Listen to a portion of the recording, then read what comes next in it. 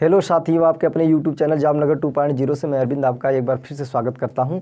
जैसा कि आप लोग जानते हैं कि जीएस की स्पेशल बैच शुरू हो गई है, तो जिसमें जितने भी महत्वपूर्ण प्रश्न हैं यूपी ट्रिपल एससी के अंतर्गत पूछे गए हैं और वनडे एग्ज़ाम में जो भी प्रश्न आए हैं उसको हम लेकर आते हैं। करीबन 10 से 20 क्वेश्चन रहते हैं, उसको हम एक एक करके डिस्कस करते हैं, फिर आंसर भी बताते चलते हैं। तो चलिए शुरुआत करते हैं पहले क्वेश्चन से। तो देखिए, पहला क्वेश्चन आपके सामने लग गया है। पहले क्वेश्चन में आपको बताना है कौन सा ऑप्शन सही है। ऑप्शन भी आपके सामने है, तो चलिए पढ़िए और बताइए। चित्तौड़ का कृति स्तंभ के बारे में आपको इस प्रश्न में बताना है। चित्तौड़ का कृति स्तंभ, कौन सा ऑप्शन सही है ये बताना है। प्रश्न संख्या 1 में अगर ऑप्शन की बात करें तो ऑप्शन बी सही है, राणा कुंभा। राणा कुंभा यही सही है, यही ऑप्शन एकदम सही है। तो इसी प्रकार हूबहू प्रश्न आते रहेंगे। तो चित्तौड़ का कृति स्तंभ को हम विजय स्तंभ के नाम से भी जानते हैं। विजय स्तंभ, स्तंभ के नाम से भी जानते हैं। इसका एक और नाम है विजय स्तंभ, नाम है किसका? ये जो है चित्तौड़ का कृति स्तंभ है। राणा कुंभा ने इसको बनवाया था। ये राजस्थान के चित्तौड़गढ़ जिले में स्थित है। कहाँ है? राजस्थान, राजस्थान के चित्तौड़गढ़ जिले में स्थित है। राणा कुंभा द्वारा निर्मित करवाया गया है, बनवाया गया है, विजय स्तंभ के नाम से भी जानते हैं। तो बहुत ही अच्छा प्रश्न था। चलिए इसी के साथ हम दूसरे प्रश्न की तरफ चलते हैं। दूसरा प्रश्न देखिए आपके सामने है। दूसरा प्रश्न आप पढ़िए और आंसर को दीजिए, बताइए कौन सा ऑप्शन सही है। तो चलिए बताइए। तो इसमें वातावरण की किस परत में रेडियो तरंगे, जो वातावरण की परत है किसमें रेडियो तरंगे पाई जाती हैं, रहती हैं, उसके बारे में आपको बताना है। तो बताइए कौन सा है इसमें। देखिए प्रश्न संख्या 2 में ऑप्शन सी सही है। ऑप्शन सी, आयन मंडल। आयन मंडल, वातावरण में जितने भी मंडल हैं उसके बारे में हम लोग समझते हैं कि आयन, उसमें हम समझते हैं ये कि आयन मंडल किस नंबर पे पड़ता है। आयन मंडल सबसे पहले अगर नीचे से हम चलेंगे, क्षोभ मंडल। क्षोभ मंडल, क्षोभ मंडल। अब हमको ये देखना है कि आयन मंडल कहाँ पड़ता है। क्षोभ मंडल के बाद समताप मंडल। समताप मंडल, क्षोभ मंडल है, समताप मंडल है। फिर इसके बाद ओजोन मंडल। ओजोन मंडल, ओजोन मंडल। ओजोन मंडल के बाद आयन मंडल, यही है आयन मंडल। आयन मंडल, हमको इसी के बारे में बताना है। आयन मंडल, आयन मंडल ये जो है इसकी ऊंचाई 60 किलोमीटर से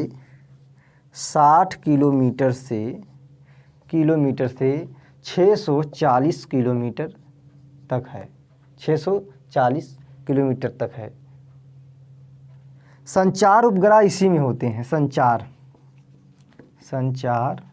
उपग्रह, संचार उपग्रह, संचार उपग्रह इसी में होते हैं। इसके बाद वही वायुमंडल होता है। वायुमंडल मंडल होता है। तो क्षोभ मंडल, समताप मंडल, ओजोन मंडल, आयन मंडल, वायुमंडल, ये हैं वातावरण के मंडल हैं जिसकी ऊंचाई, इसकी ऊंचाई 60 किलोमीटर से लेकर 640 किलोमीटर तक होती है। चलिए अगले प्रश्न की तरफ चलते हैं। प्रश्न संख्या 3।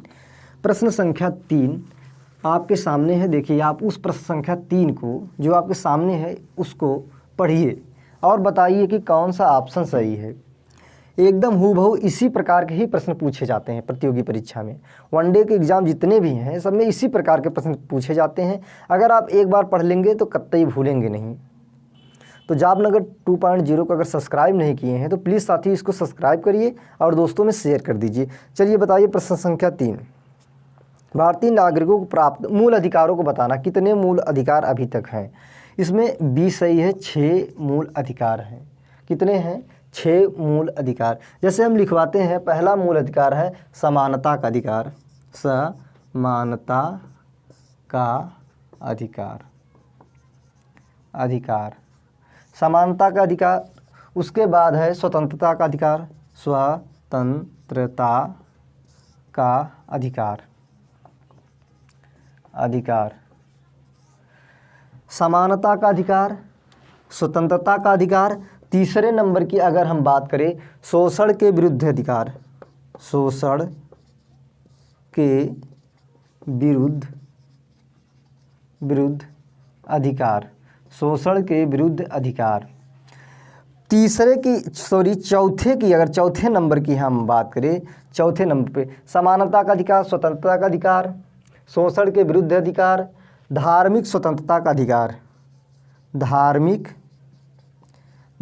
स्वतंत्रता का अधिकार।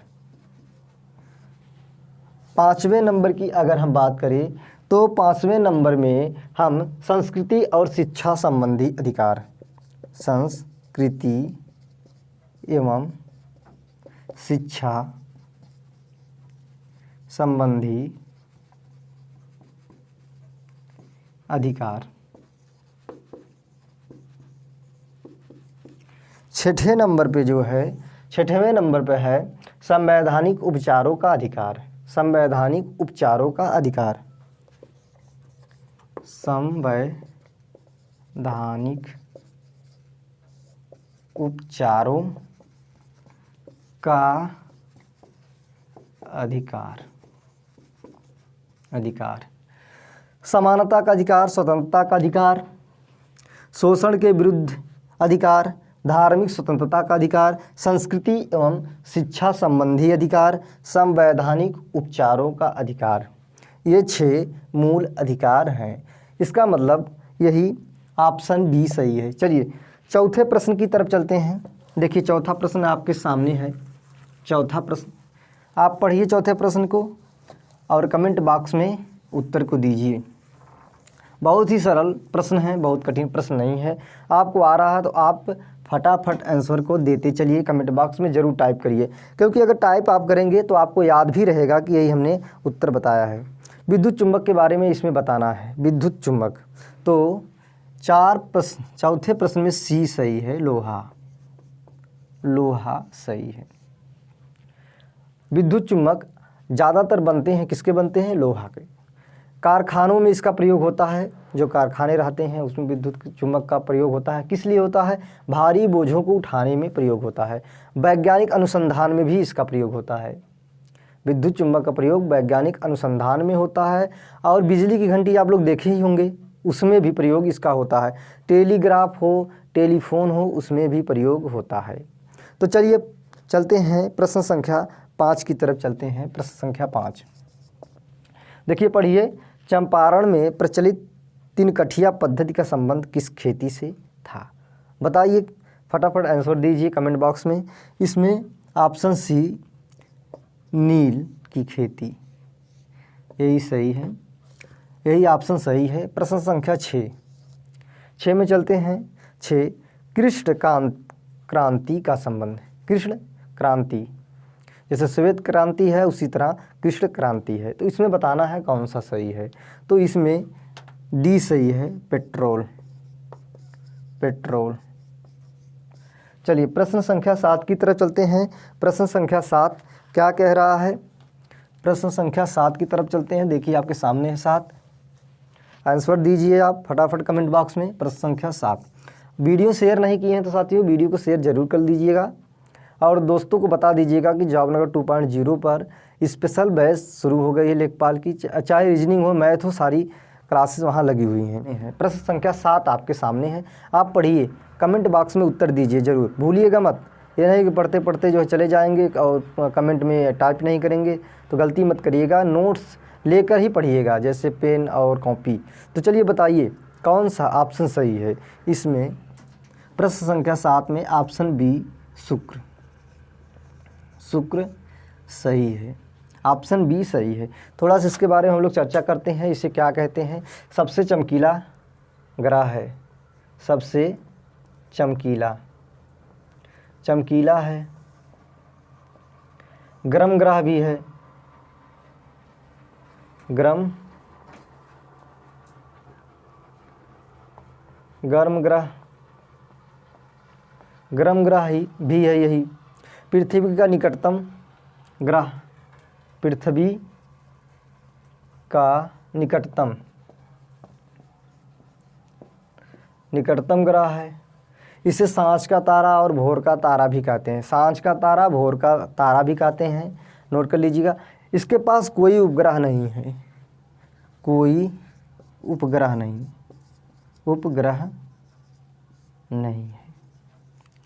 कोई उपग्रह नहीं है। अगर हम चक्रण की बात करें, घूमने की बात करें, तो ये दक्षिणावर्त घूमता है, क्लॉकवाइज घूमता है, दक्षिणावर्त घूमता है, क्लॉकवाइज इसका चक्रण है। तो सबसे चमकीला है, गर्म ग्रह है, पृथ्वी का निकटतम ग्रह है, सांझ का तारा, भोर का तारा भी इसे कहते हैं। कोई उपग्रह भी इसके पास नहीं है, दक्षिणावर्त ये घूमता है। तो चलिए प्रश्न संख्या 8 की तरफ चलते हैं। 8 देखिए, प्रश्न संख्या 8 आपके सामने है। आप प्रश्न संख्या 8 को पढ़िए, पढ़कर जो है उत्तर दीजिए, कमेंट बॉक्स में बताइए प्रश्न संख्या 8। तो चलिए इस पे भी चर्चा करते हैं। संधारित्र, कैपेसिटर आप लोगों ने पढ़ा होगा। संधारित्र, इसमें कौन सा ऑप्शन सही है ये देख लेते हैं। ऑप्शन सी सही है, ऑप्शन सी सही है। संधारित्र, विद्युत ऊर्जा इसमें एकत्रित की जाती है। किसमें? संधारित्र में। शक्ति गुणांक, पावर फैक्टर को बेहतर बनाने के लिए इसका प्रयोग किया जाता है। विभिन्न विद्युत फिल्टरों में इसका प्रयोग किया जाता है। जैसे विद्युत फिल्टर के रूप में संधारित्र का प्रयोग किया जाता है। आवेश को एकत्रित करने के लिए इसका प्रयोग किया जाता है। पंखों में देखे होंगे आप, और जो है मोटर में देखे होंगे, सारी जगह ये लगे रहते हैं। चलिए प्रश्न संख्या 9 की तरफ चलते हैं। प्रश्न संख्या 9, प्रश्न संख्या 9 में आपको बताना है विक्रम संवत के बारे में आपको बताना है। देखिए, पढ़िए प्रश्न को और कमेंट बॉक्स में टाइप करते रहिए आंसर को। थोड़ी सी आवाज़ बाहर की आ रही है, उस पर गौर मत करिएगा। चलिए बताइए कौन सा सही है? बी, 57 ईसा पूर्व। 57 ईसा पूर्व बी सही है। कहीं कहीं 57 की जगह 58 ईसा पूर्व भी दिया है, ईसा पूर्व दिया है। थोड़ा सा एक्सेप्शन है, आप देख लीजिएगा। ऑप्शन में या तो यह रहेगा या तो यह रहेगा, दोनों में से एक ही रहेगा। हमने दोनों जगह इस आंसर को देखा है, तो इसलिए आपको बता दे रहे हैं। तो उज्जैन के एक राजा थे, वो जो है शकों पर विजय हुए थे, विजय प्राप्त किए थे। उसी के उपलक्ष्य में नया संवत विक्रम संवत की शुरुआत हुई थी। इसकी यही जो है थोड़ा सा इतिहास यही है, तो जो हम आप लोगों के साथ चर्चा किए हैं। तो चलिए बताइए प्रश्न संख्या 10। प्रश्न संख्या 10, मांसपेशियों में थकान अनुभव करने का कारण क्या होता है? कभी कभी हमारी मांसपेशियां थकान अनुभव करने लगती हैं, हम जिससे द्वारा थक जाते हैं। तो वो कौन सा अम्ल है, एसिड कौन सा है, यही आपको बताना है। ऑप्शन ए सही है, लैक्टिक एसिड, लैक्टिक एसिड। इसी के कारण हम थकान का अनुभव करते हैं, हमारी मांसपेशियां थक जाती हैं, ये जमा हो जाता है हमारे मांसपेशियों में। तो साथियों, आज का सेशन कैसा रहा कमेंट बॉक्स में टाइप करिएगा, बताइएगा, ज़रूर बताइएगा। तब तक के लिए टेक केयर, बाय बाय।